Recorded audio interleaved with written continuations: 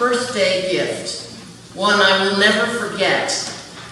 It came at an exciting, terrifying time for me as a young adult launching into independence where everything seemed possible. Yet I still remember talking with friends about the nagging realization that with every door we walk through, another door is closing behind us. And for young 20-somethings, it was a time of looking ahead without looking back, stepping carefully forward as best we can, but still in earshot of the heavy metal clang of bolts and locks clicking shut in the background as we move ahead. I had just moved to Europe in what felt to me like a perfect escape. I grew up in New England, and despite every good thing there, I was drawn to the socially ordered, rule-bound reliability which then existed in Great Britain. I was thrilled when I landed a job there, working with an American firm in London, and from there I would find my way to France and Paris and Andre and our girls, and the rest would be history. But at the time, I was on my own and did not know what the future would bring. The gift came from my brother, who had made a similar move to the West Coast, to Northern California, where he still lives today. California has its own customs and a culture as foreign to me as parts and places and people of Europe are to him. So I was a little leery when he sent me a gift from California for my birthday that year. It came on a cassette tape, if you remember what those are. I put it on my cassette tape player, which everyone had in those days, and listened. It was a message, a long, detailed, in-depth, and penetrating message from a fortune teller. My brother had given my birth date, birth location, and numerological details to a star reader in the San Francisco Bay Area, a woman who I never met and never would. Yet, she recorded in a very personal and spiritual manner her predictions about my life story to come. And it proved to be eerily accurate. At the time, though, I listened with some amusement, but later my life evolved in much the way she predicted. My foreign travel, my frustrations about the timing of things, when I would meet my husband, when we would finally have children. And then the scary part of the recording came, the part where she ended, saying she could not see beyond this point. It was a wonderful yet frightening prediction at the same time. She told me that sometime in my 40s, and I was hearing this at the formative age of 29, when 40 still sounded like it was really old. She told me that sometime in my 40s I would receive an enormous treasure, that I would become incredibly wealthy, and that it would change my life forever. And that was all she said. The tape ended there. At first I was happy. Money, I thought. What's not to like? But then I began to realize that the only way I would get rich would be if someone would leave me a fortune. And that would mean someone would have to die to do that. And I thought about my family members with concern. And then I was relieved because none of them have any money to give away even if they wanted to. So I decided I was safe, that the last part of that fortune was blurry and didn't matter anyway, so I forgot about it. Until it came true. It did. It came true. It did not involve a single dollar, or not a bequest, or a windfall, or a lottery ticket, or a business deal. What happened to bring me such incredible wealth was something completely unexpected and deeply ironic. My great wealth came with my call to ministry, the slow transition from community volunteerism to Christian commitment, to seminary training and discovering the depth and richness of Scripture and sacrament, the joy of preaching, and the daily revelation of God's grace in communities like ours, in this church, and in the caring hearts of all of you. If ever there was a treasure, it is here, in this room, with each one of you, and the love that you share. This church is my treasure, and here with you, my heart lies also. What great wealth we have. What great love God has given us to share.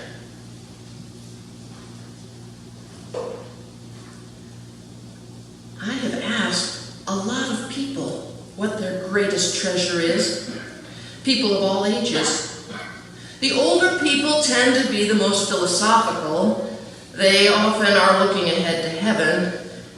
One woman told me her greatest treasure was life itself. I know I'm supposed to say it's my children, she confided, but that's not always the case. Another person told me his treasure was his family, but if he had any extra money, he would put it in the bank. I don't want to be the richest man in the graveyard, he confessed, but I want to provide for the future, for my grandkids' education, so I save what I have.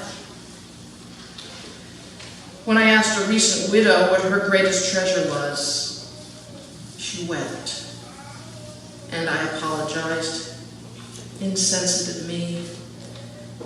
We cannot keep things, especially not people, and it is so hard, so heartbreaking, when the people we love so much die before we do. Perhaps other people are the greatest treasures of all. One man in his 90s surprised me when he talked about the many treasures of his life, marriage and children, grandchildren, and great-grandchildren, of the music he loved so much, that 46 years in the choir was somehow not enough. But he became most animated in thinking of the many men and women of this church he had served with, people who have passed away before him, that great cloud of witnesses, the saints of our congregation. It was an honor to work with them on committees and commissions, he told me, to be in community with them. There were so many.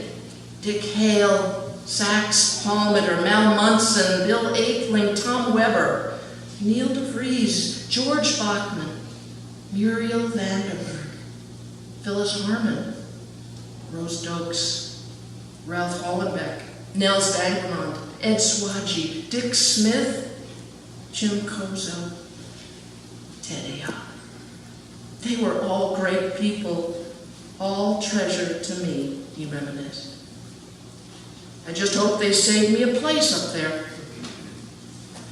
And they will, I assured him. There is a place for you alongside all of them. What about us? Where does our treasure lie? For there our heart will lie also. I already have an idea of where our treasure and our hearts reside. As a church, as a congregation, I see you growing into the realization, through the New Beginnings program that you instituted long before I arrived, through your persistent commitment to serving your community, I can see that you are building something, transforming into a new congregation with a new vision. The old life has gone, and the new life has just begun.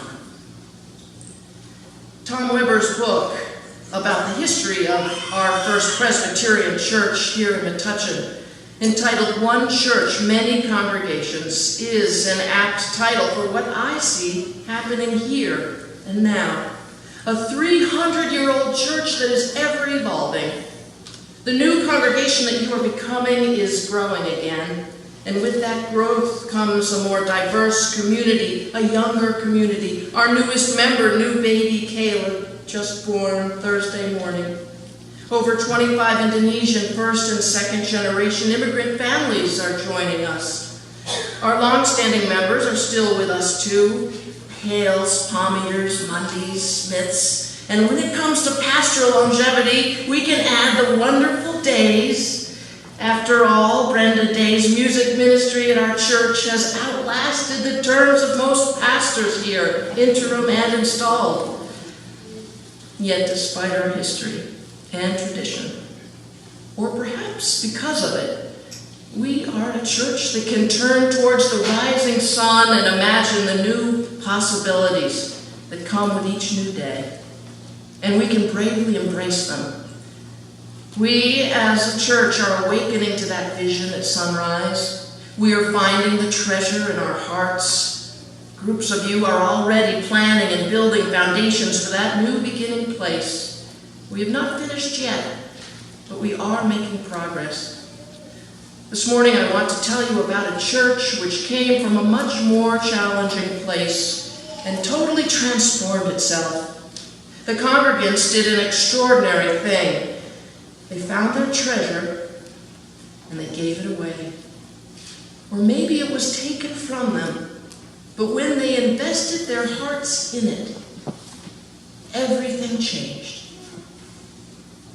This is the story of a church that saw a vision for a new and innovative future that included community outreach and creative worship on Sundays, with community dinners, music, and art as the glue that bridged the two.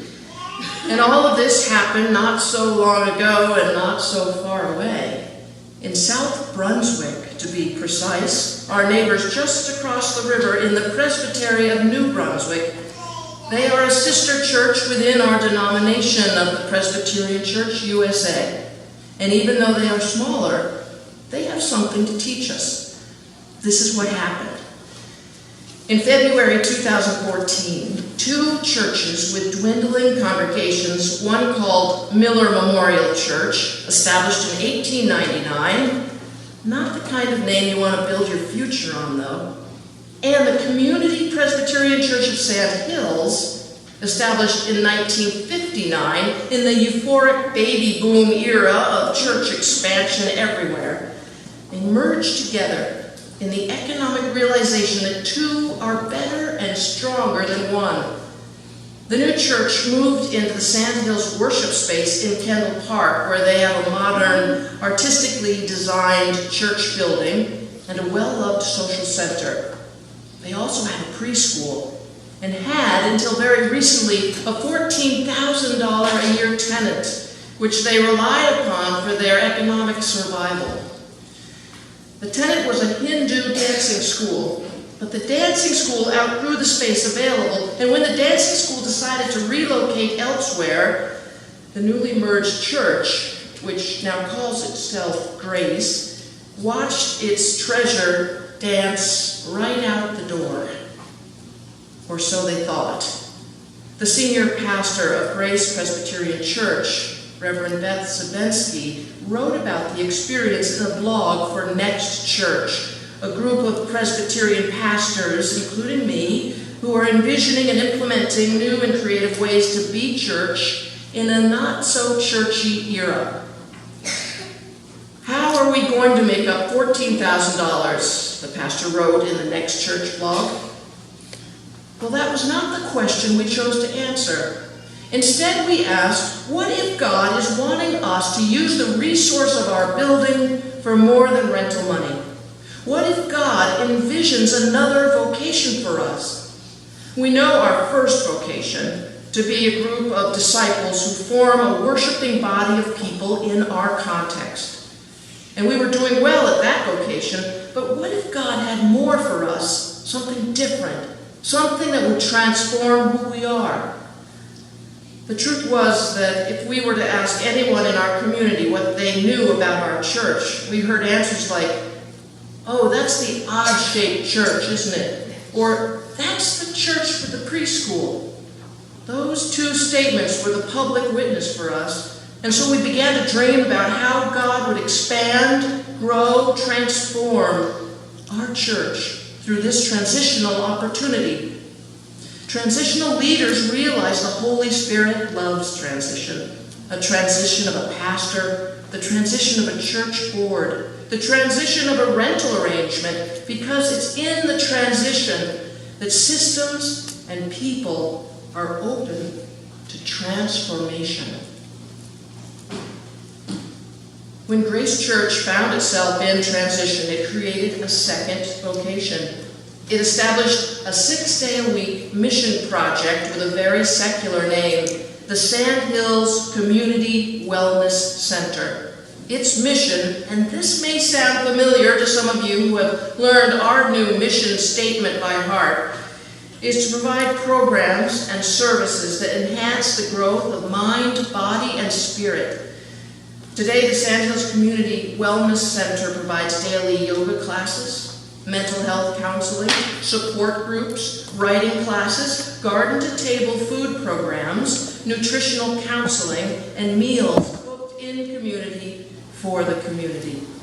The programs at the Wellness Center expanded the public witness of the church, transforming who they are, both in the community and as a church.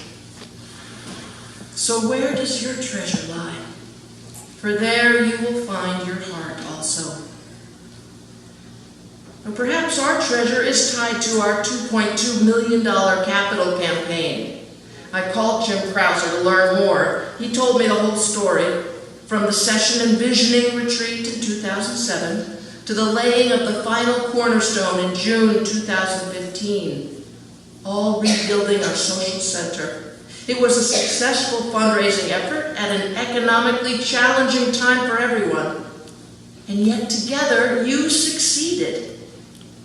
And you did it yourselves. And now we have the most beautiful, best equipped, fully functional social center around. Rebuilt, refurbished, refitted. A brand new industrial kitchen, new bathrooms and showers to code, all with handicapped access, acoustically engineered great rooms for dining and meeting and playing and even for worship. You built it already, and it's right there waiting. Imagine the possibilities. A Metuchen Wellness Center, perhaps, with community learning, tutoring, spiritual direction, English as a second language, yoga, community garden, garden-to-table dinners, new ministries, new volunteers, new members, new life, new beginnings. So come to the table. Come to the feast, for it is God's good pleasure. God who has given us the kingdom already. So take and eat, for God's love is our treasure. God's grace is ours to have. And there is enough for us to share with everyone.